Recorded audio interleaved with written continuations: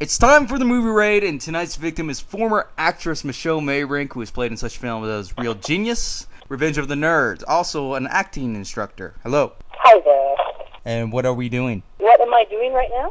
Yes. I'm making myself a cup of tea. Make yourself a cup of tea. Awesome. Living an exciting life, aren't we? So what's going on with this acting school that you have? Well, I started it a year ago, and I've been thinking about doing it for a while. I didn't, when I quit acting, I really quit and didn't even probably watch a movie for 10 years. I left it, and with the plan that I was going to take a 3-month break, and then that turned into 6 months, and then that turned into a year. And then I had a family, and I was busy, caught up with raising my children. They're now mostly grown, and so that gave me the time to sort of get back into acting. I wasn't planning to go back into acting, but what I did was a friend of mine asked me to do a workshop with some actors. And when I did that, my interest in acting returned, and it was a really neat experience, sitting and watching people working on it. And in that position, I started to see the benefit of acting I saw it in a new way. I hadn't really experienced it like that. And I went into it on instinct and just because I really liked it personally and I wanted to be an actor. But when I was watching people training, I saw that it, after having kind of lived suburban lifestyle for, 15 years, I saw that there was no outlet for a real expression of yourself other than in the arts. People find it in different ways. It's not that it's the only way in the arts, but it was one way. And I saw that people were able to fully express themselves in an acting class, and my respect for it grew, and my interest in it. You ever thought of actually doing some small projects, acting-related projects to put money into the school? Acting-related projects you mean to do some actual... Yeah, a little, just offset stuff, just to put money in. We plan to. That's a big plan here. I'm in Vancouver, and I was living on Bowen. I was living on an island, and so came into the city, and then first established myself and my place, and started getting people around me, working with them in classes.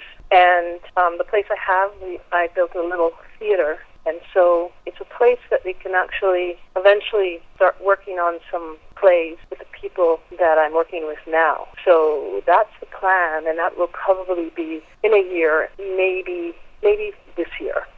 As we move along and I start seeing people and going, I would love to do a play with this person or that person, and then you start getting ideas of what kind of play to do. And it seems like a natural step. Yeah, it's almost like reinventing yourself, rediscovering yourself. It really feels like that for me. It really feels very satisfying because it's a different point in my life, and I'm in control of what I do now. If I wanted to do something, now I can set it up and do it. And it's a different experience than being an actor auditioning for parts. Yeah, there are actors I'm enjoying that. I'm enjoying that. I liked acting, and I liked that exciting part when I was starting out and working in LA. That was very exciting and fun, but this is a different experience.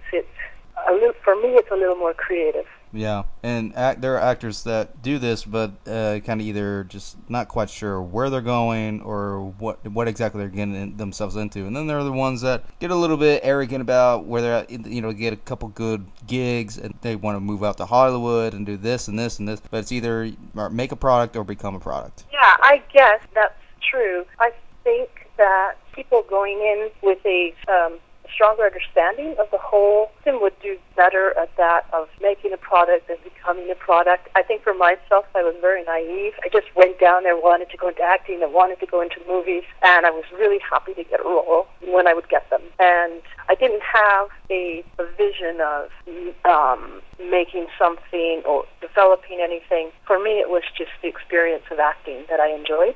And I left before I really hit the point of becoming a product or anything like that. I left feeling like it wasn't quite fulfilling me in the way that I wanted, and I was looking for something more, and I thought I should take some time off. And then I was on that search that a lot of people hit in their late 20s, kind of going, wait, what am I doing? What am I looking for? What do I really want to do? At this point in my life, I really like creating it right around me rather than going out to find it.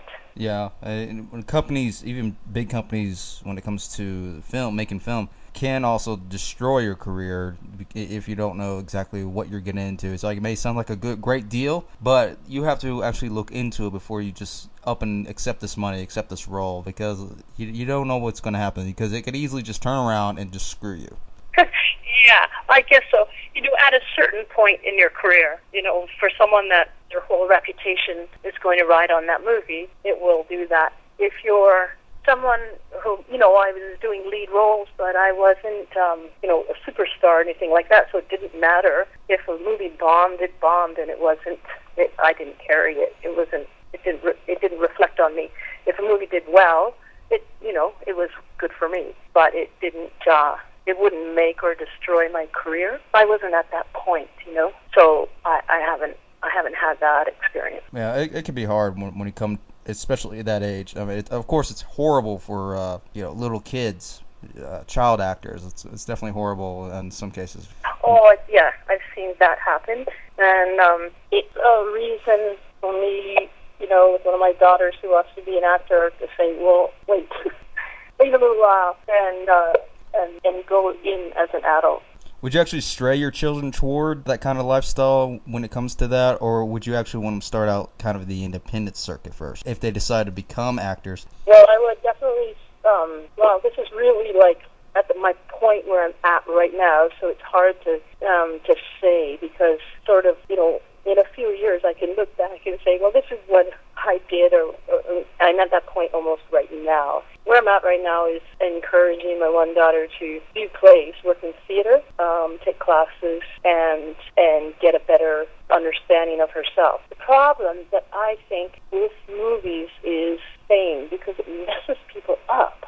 Yeah. It's really, I think it's almost impossible not to get messed up by it. You just, even with the little bit that I had, I got messed up by it. And I didn't really like myself, and that was a big part for leaving. I didn't like the way that I behaved. A lot of pressure, too. Yeah, I guess, probably. That's the life I knew in my 20s. And you don't have that energy. You know, in your 20s, you have that energy just to go for it. So, and consequences aren't as great, don't seem as great as when you're older. It didn't have a feeling of extreme pressure for me. There is the pressure in the film of that there's a lot of money riding on it, so you can feel the pressure all around you in the directors and the producers, and there's a lot of pressure on them.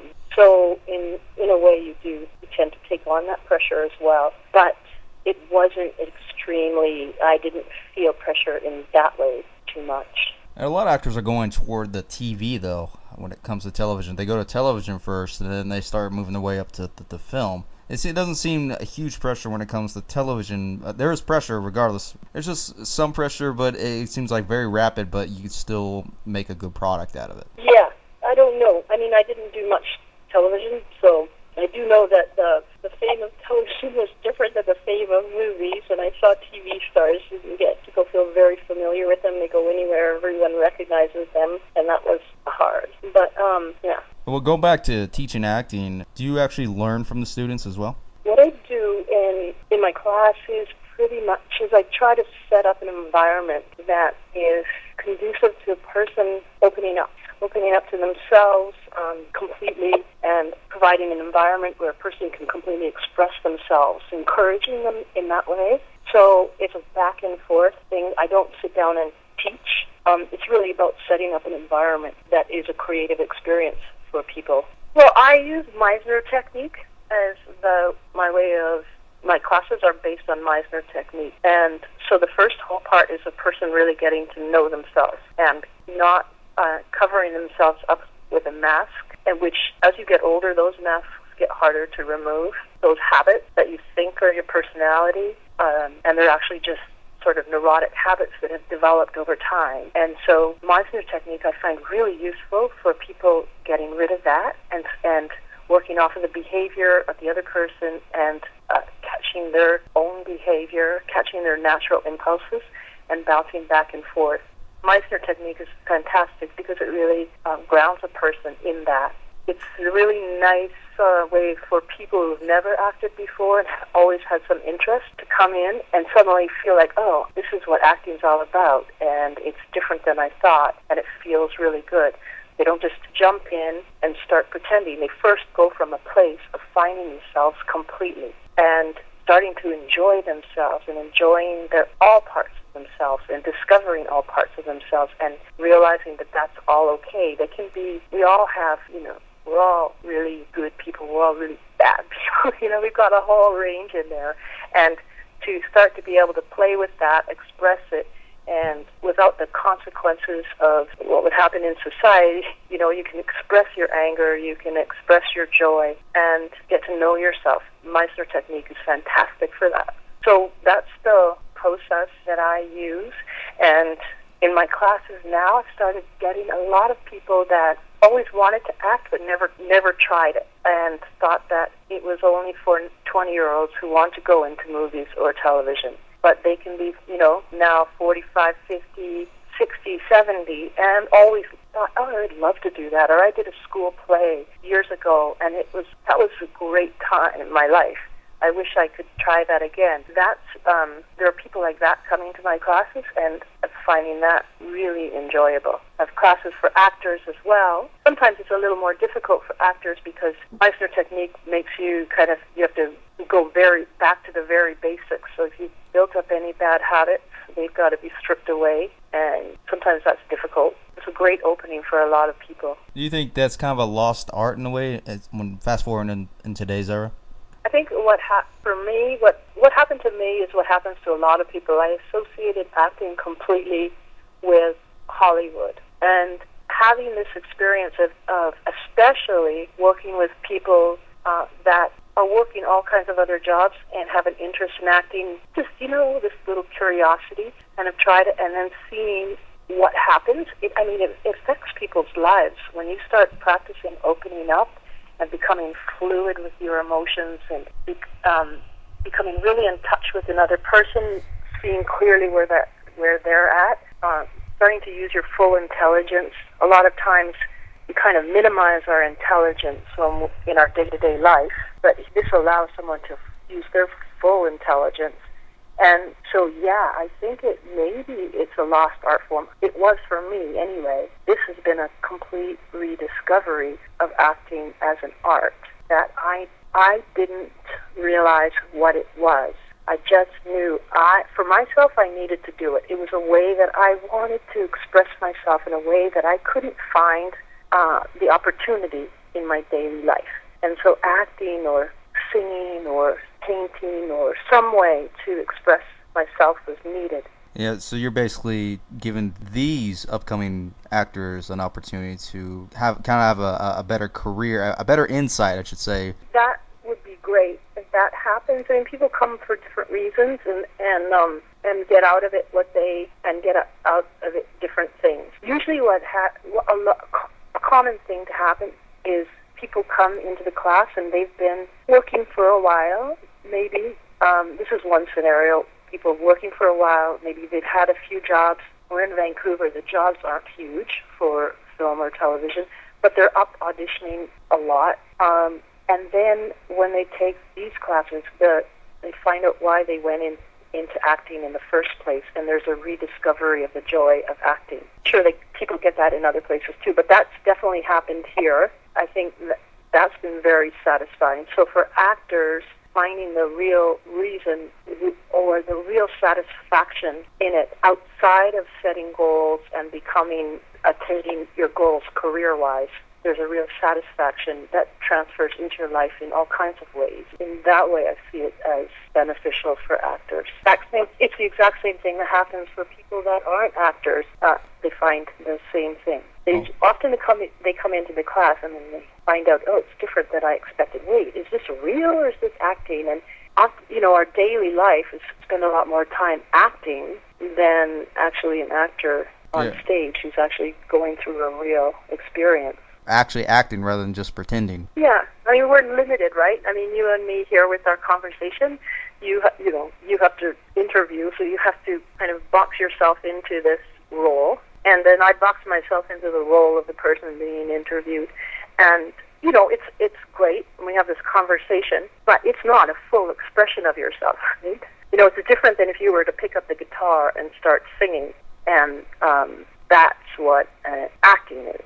Yeah. And that's the beauty part of it is you're trying to discover what this character is. How can you incorporate yourself with this character? How can you kind of relate? You have to relate to it a little bit just so you know what this character is all about, what he or she is going to do, and how are they going to achieve whatever goal they intend to go. Yeah, I think with characters, and that's a big part in the classes, is where you get used to more parts of yourself and broaden that and become more comfortable with parts of yourself. So when you have different characters, you can pull at those different parts of yourselves. I mean, people restrict themselves a lot into a narrow vision of themselves.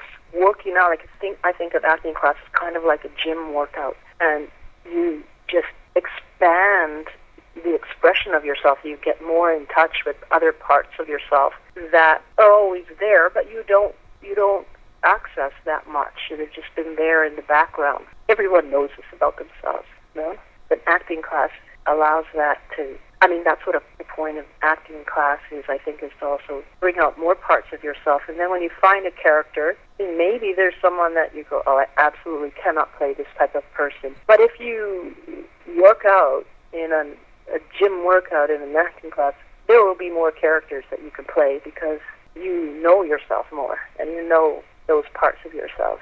Oh, yeah.